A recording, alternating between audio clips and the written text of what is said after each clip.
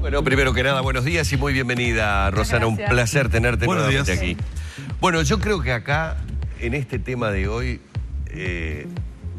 por este lugar creo que pasa la clave de lo que mucha gente se debe estar preguntando en casa.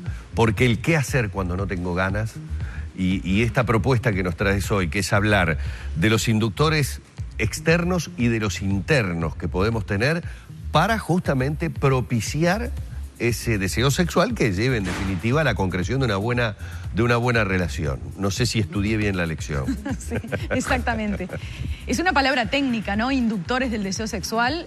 La palabra inductores es usada por la sexología clínica justamente para hablar de aquellos estímulos o factores, como tú decías, internos o externos, que colaboran tanto en aumentar, incrementar, activar y mantener el deseo sexual del hombre y la mujer, como también de desactivar, disminuir o anular el deseo sexual. Y se trabaja mucho en la clínica justamente cuando la pareja o ambos integrantes de la pareja o cualquiera de ellos viene justamente con un motivo de consulta de que tiene descendido su deseo sexual o nunca tuvo deseo sexual, incluso relacionado a la rutina, relacionado, bueno, a un montón de excusas o problemáticas que nos plantean las parejas en la consulta. Y ahí empezamos a trabajar, bueno, sobre los inductores, ¿no? Bueno, ¿cómo entrenar a las parejas o a las personas en poder primero individualizar esos inductores internos o externos y después ponerlos en marcha, ponerlos en juego? Muy bien, inductores internos.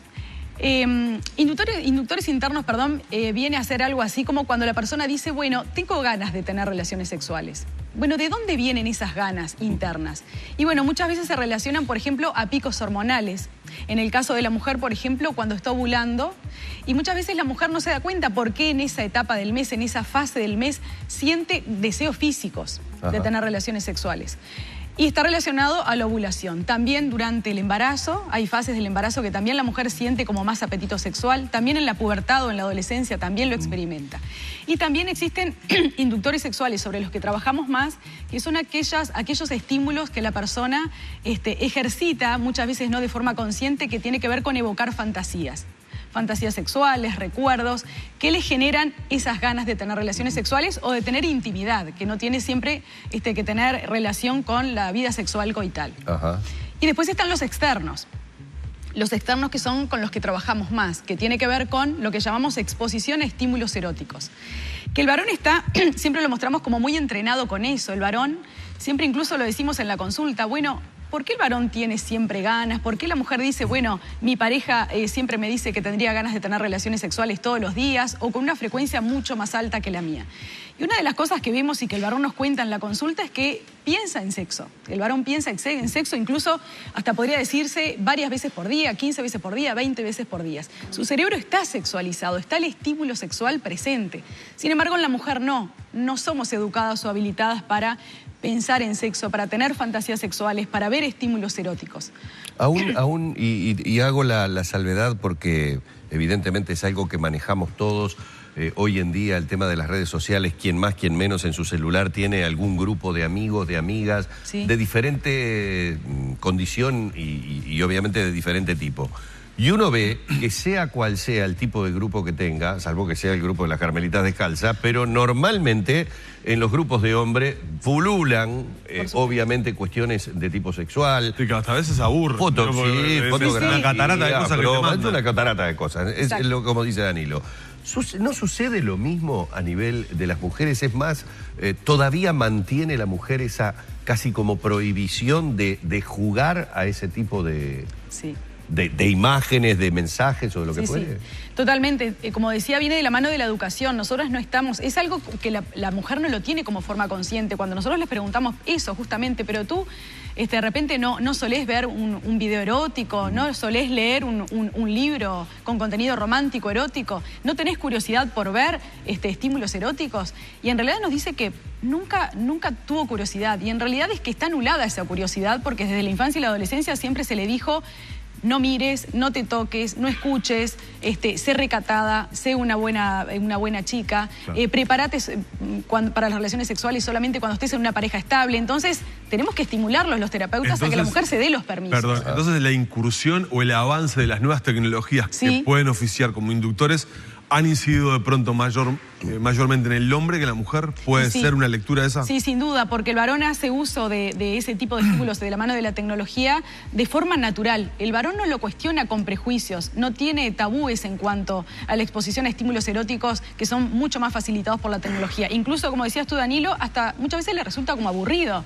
Es difícil incluso hoy por hoy para el varón encontrar estímulos eróticos visuales novedosos, porque si bien la tecnología ha avanzado, es como que es siempre lo mismo. La pornografía siempre va de la mano de mostrar relaciones sexuales coitales. Siempre son como las mismas escenas. La mujer es de alguna forma la que se está viendo más beneficiada cuando ella se da el permiso de empezar a exponerse a esos estímulos eróticos, como decían ustedes. Bueno, conversar con amigas de sexualidad es algo que se está viendo mucho, cómo las mujeres en sus grupos de amigas pueden hablar mucho más abiertamente de la sexualidad, tanto a nivel individual, de lo que siente una mujer, de lo que le pasa a una mujer, de cómo practicar el autoerotismo incluso, cómo llegar al orgasmo, cómo sentir más deseo sexual, qué novedades puede llevar a la relación sexual con su pareja, mucho más que antes. Y la mujer siente que eso le activa el deseo sexual, incluso le mantiene el deseo sexual el hablar de sexo con sus amigas, por WhatsApp, en las reuniones y también con su pareja. El poder hablar de sexo ya es un excelente inductor del deseo sexual. Otra de las cosas que por lo menos uno ha visto, y lo digo porque he leído información fundamentalmente en países que tienen que ver con nuestra idiosincrasia, países de América Latina, que muchas veces la mujer busca a través de la literatura la fantasía sexual. Voy a dar un caso concreto que es el tema de las 50 sombras de Grey. La saga de las sombras de Grey fue muy leída, pero curiosamente mucho más por mujeres que por hombres. Sin embargo, a la hora de ir a ver la película, ya la situación es diferente, como que con el libro tengo una intimidad que la exposición en la sala cinematográfica para ir a ver ese tipo de películas ya me condiciona. Y es una película ideal para ver en matrimonio, digo, en pareja. Exacto. Que no sé si se da habitualmente. Claro. Bueno, lo que nos cuentan las mujeres en la consulta, las pacientes, es que realmente la mayoría de ellas, hay como diferentes opiniones, pero la mayoría de ellas siente que al empezar a ojear esta saga empiezan realmente a sentir apetito sexual, empiezan realmente a tener sensaciones que de repente antes, leyendo un libro simplemente de una historia romántica, no les pasaba. Pero la mayoría de ellas siente que lo que más las motiva sexualmente o que aumenta su erotismo es la historia de amor que subyace a la saga, ¿no? No es solamente el poder leer ese relato que hace la protagonista de todo lo que va sintiendo a nivel físico y emocional con el encuentro con esta pareja, sino que subyace esta historia de amor que es compleja y que la mujer en general lo que hace es como permitirse a través de una historia romántica o una historia de amor poder ponerse en contacto con esos estímulos sexuales o ese relato bien explícito de lo que pasa en la relación sexual. Sin embargo, si fuera una historia solamente que cuenta el sexo y donde no hay una historia romántica de fondo, creo que la mujer no se siente preparada, no está permitida o no tiene como una concepción cognitiva de que eso es ideal o que eso es romántico o que eso es deseable para ella y para su relación de pareja. El varón, en realidad, la historia romántica le aburre. El varón necesita un estímulo visual erótico y concreto. Ni siquiera una historia, una escena donde se encuentran, hay un juego previo, hay una relación sexual. No, o sea, saquemos todo la eso. cena con las flores y vayamos a la parte en que la cámara se va siempre a la estufa a leña. Veo que en las películas, cuando se va a la estufa a leña, yo aprendí que ahí algo raro está pasando. Y hablábamos de inductores. ¿Qué es lo que inhibe el deseo entonces? Bien. También hay inhibidores internos y externos. Por ejemplo, un interno puede ser muy común que la mujer dice, bueno, va a la relación sexual, quizás con ganas porque de repente con su pareja salieron, vieron las 50 sombras o cualquier otra película que de repente a veces solamente el hecho de la salida hace que haya más acercamiento afectivo, erótico y la predispone a la mujer mucho más que el varón para tener las relaciones sexuales. Va a la relación sexual, pero le pasa muchas veces que empieza la relación sexual y de repente el juego previo no es suficiente. El varón de repente ya viene como con una predisposición mucho más activa en la penetración, se saltea bastante el juego previo, a veces la mujer dice solo unos besos y pasamos a la relación sexual con penetración y ahí al no ser suficiente, además al muchas veces experimentar dolor porque al no haber la suficiente excitación y lubricación, ahí ya no es se desactiva el deseo.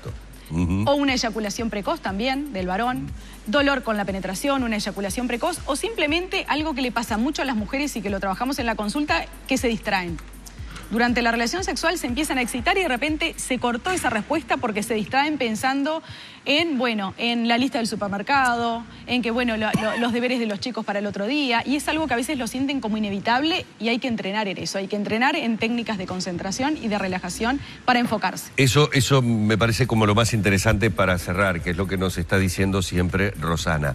Eso se entrena. Existen técnicas, es decir, que existen tablas de salvataje para que nos animemos a poder de repente superar ese momento de crisis que podemos tener en la pareja, o no tanto crisis, sino simplemente, como decía recién, algo que sí, a la postre y con el paso del tiempo, la falta del deseo sexual, termina siendo un dolor de cabeza grave para la convivencia. Rosana, un placer como siempre. Un gusto como siempre, muchas gracias. Por favor, vamos cerrando por aquí un nuevo encuentro que hemos mantenido con la sexóloga Rosana Pombo.